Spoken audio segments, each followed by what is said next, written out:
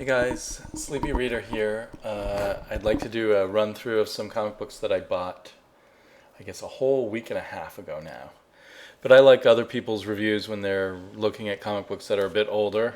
Not that this is really old, but like Roger over in the Caribbean and even Oddfellow Thoughts, their reviews are a little bit later. So I'm just going to go through some of the comic books I read last week or bought last week and read a few days ago. Dial H. Now, kind of the theme here is just about all of these comic books I liked, but part of me was like, maybe I don't need to keep reading these. Dial H is kind of typical for that. There's lots of fascinating things going on. The different superheroes he turns into. Now there's developed some the super villains, as it turns out in the story. It turns out there are super villains, and they somehow have some kind of connection to the Dial H. They're quite intriguing. There's this lizard-looking guy, and there's this woman who's been searching for a long time, and she seems quite evil. She's been searching for a long time to, I think, to find the Dial H. But she also has people who she kind of turns into zombies, and they breathe this black stuff into other people's mouths. It's all kind of interesting and gross. But so I'm intrigued and I want to find out more, but still nothing going on character-wise here. And so for some reason, this other woman who uses the dial and our friend, I think they called him Nels or Nelsie before, and now they're calling him Nelson. He's for some reason she trusts him, and there's some hint that they are developing some kind of relationship of trust, but I don't see why, and I just don't see enough of their character. So that would be why I might want to drop this. And I think some other people already have dropped this who started out with it, or maybe some other people are thinking the same things.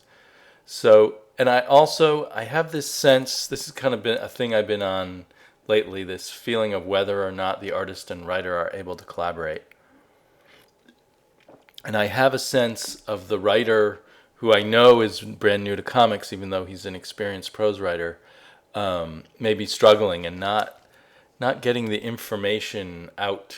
Things aren't as clear maybe as he thinks they are, or they're not coming through on the page the way he'd hoped maybe. The art is great, but I don't know if the writer's connecting with the artist properly. That's just me theorizing. I'm the type of person who likes to imagine what's going on behind the scenes. So anyway, half good, half eh. Epic Kill, issue number 3. I really enjoyed the first 2 issues, and issue number 3 is kind of more of the same.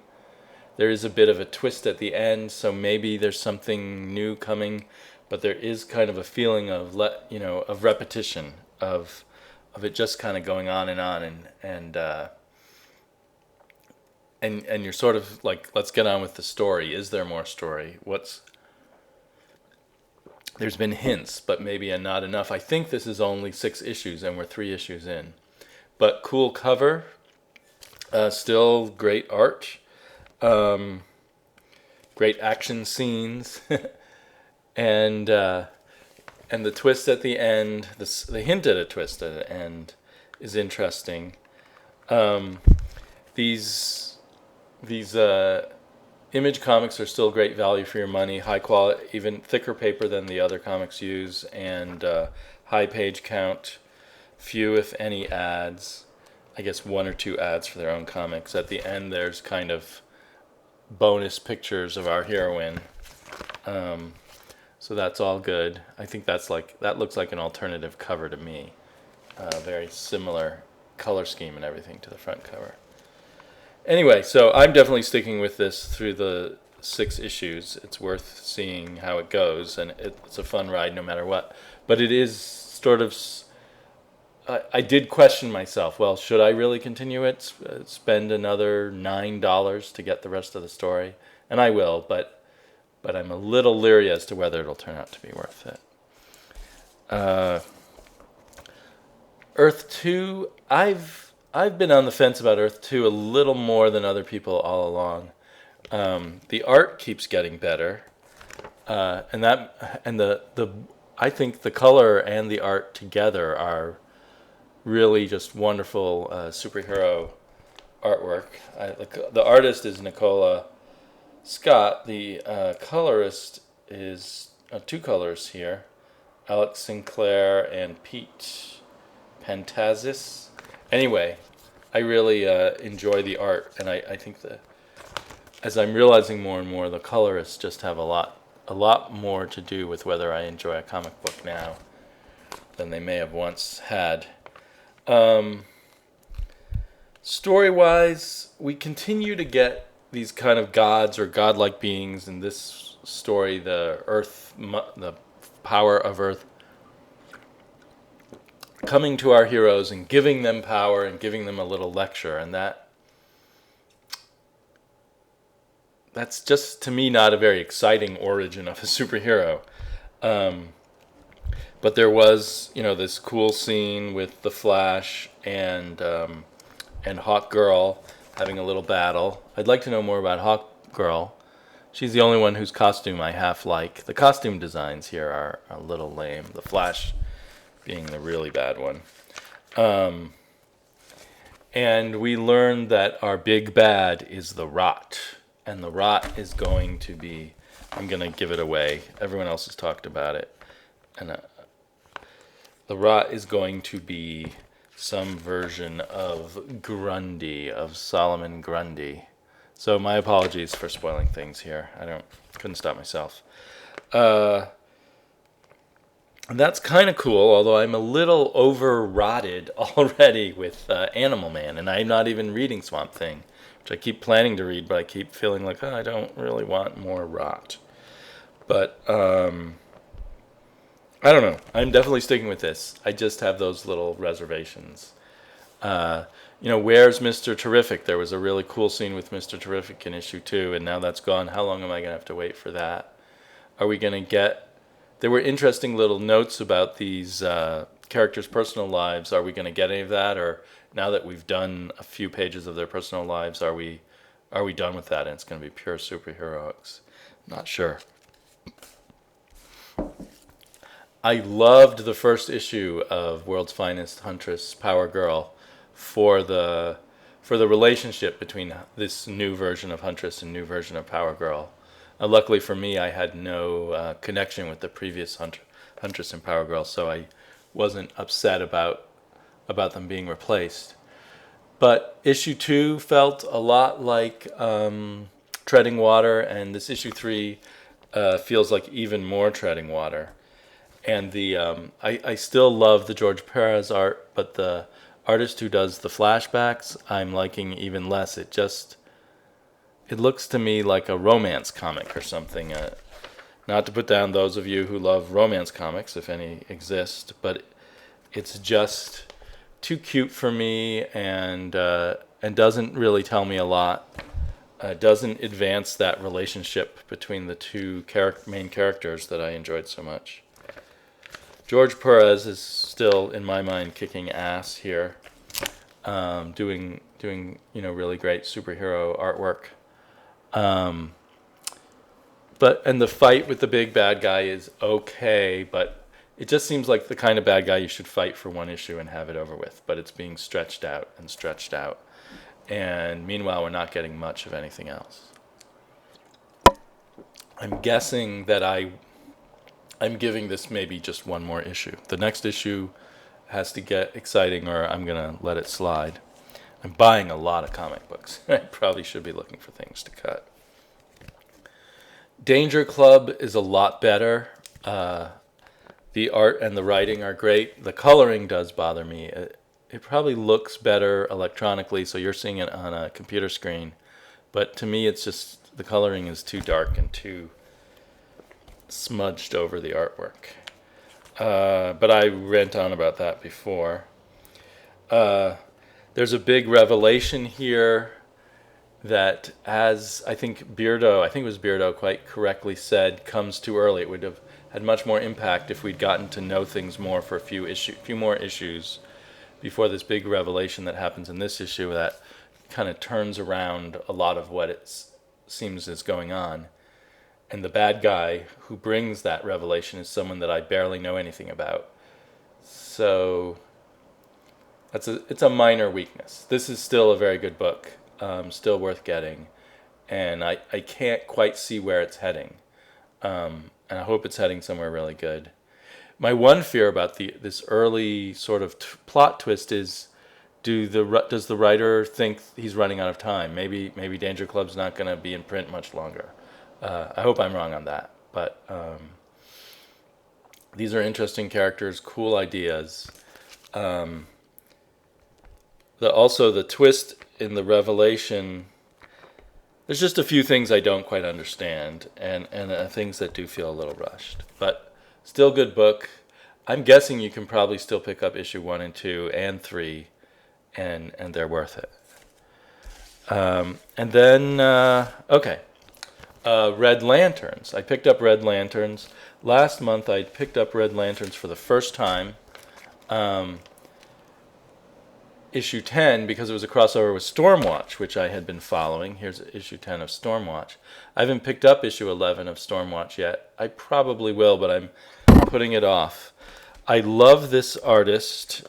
I've grown to love him in reading the last 9 issues of Stormwatch. His name is one of those I think Spanish names that I probably will mangle.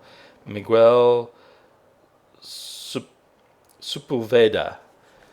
I think he's Spanish, but it could be something else. But he does great art, and somehow maybe he works really well with colorists or something, because it's always such a great combination of color and line art. I'm guessing he probably uses a lot of Photoshop, but he does it in a way that doesn't bother me. And he's very good at the cosmic scenes and such. So the sad thing for me is he moved from Stormwatch to Red Lanterns. So I loved this issue that crossed over with Stormwatch. And since this artist I really like is moving to Red Lanterns, I decided to pick that up. So Red Lanterns 11 continues their quest to find someone that look at that great art, but that Atrocitus created, who's now destroying the Red Lanterns. I can't remember his name now. He shows up right at the end, and he looks really cool. Everything looks great in this book. But I'll probably, because I like the art so much, I'll probably try a few more issues. But it all, plot-wise, and it all feels too abstracted. There's these super, endless numbers of different colored superheroes, but by colored I mean red and blue and green and such, sapphire, flying around somewhere in space, each representing a slightly different idea, all battling with each other. And potentially that's all cool, but it just feels very abstract, but look at that cool art. So I'll get a few more issues because of the art, and maybe I'll grow to like it. I kind of liked, when they were interacting with Stormwatch, I liked the Red Lanterns quite a bit. They do seem like an odd group to have an entire ongoing comic book about, since if I gather that their only thing is rage and anger.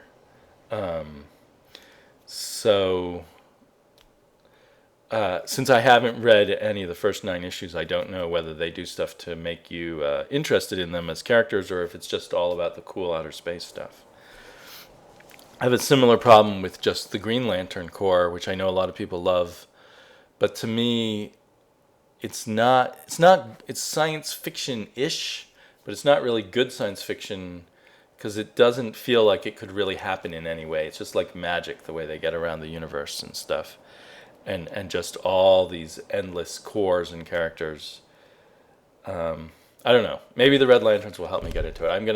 I'm gonna keep reading the Red Lanterns despite reservations for a few more issues. I really dig the art, and there's nothing terrible about the writing or anything. It's just that sense of abstractness. The new artist on Stormwatch, maybe it's the comparison with Miguel, is very disappointing to me. So I'm just taking a breather on Stormwatch, and then I'm going to pick up issue 11 eventually and see if I still like it. It was really interesting under Paul Cornell, probably, flawed but fascinating. And then it kind of has switched writers a bit and now has a new permanent writer, so I should give him a chance, Paul Milligan, to see what he'll do with Stormwatch. Finally, I got a hold of Frankenstein Alive. I didn't even know about it when it came out. It somehow went under my radar, and then I saw people's videos about it. And I was so thrilled that I could still get issue number 1. I guess issue number 2 hasn't come out. I don't know what its planned release dates are, but the art is so great, maybe it takes the artist a long time to do it. This is the classic artist, the creator of Swamp Thing, Bernie Wrightson. Even when I started reading comics 35, 40 years ago, he was kind of a legend, and all of his few comics that he'd done were all collector's items even back then. And here he proves he's still got it, maybe even more than ever. He makes black and white, it's almost like black and white and silver, black and white and sepia.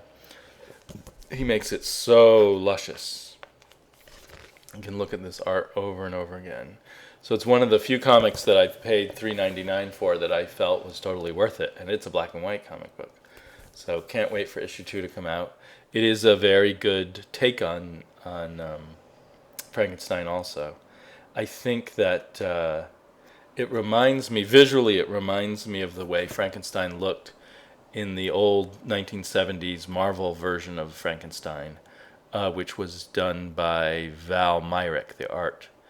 And I think, maybe it's because both artists are trying to be truer to the book than to the movie version of Frankenstein. But cool stuff. If you can get this, grab it. So I got more comics I want to talk about. This seems to be the best therapy for me to forget my woes is to come on YouTube and talk about comic books. Oh, it's great seeing all of you guys, or you're just seeing me, but I'll be seeing a lot of your videos or looking for your comments, and talk to you all soon.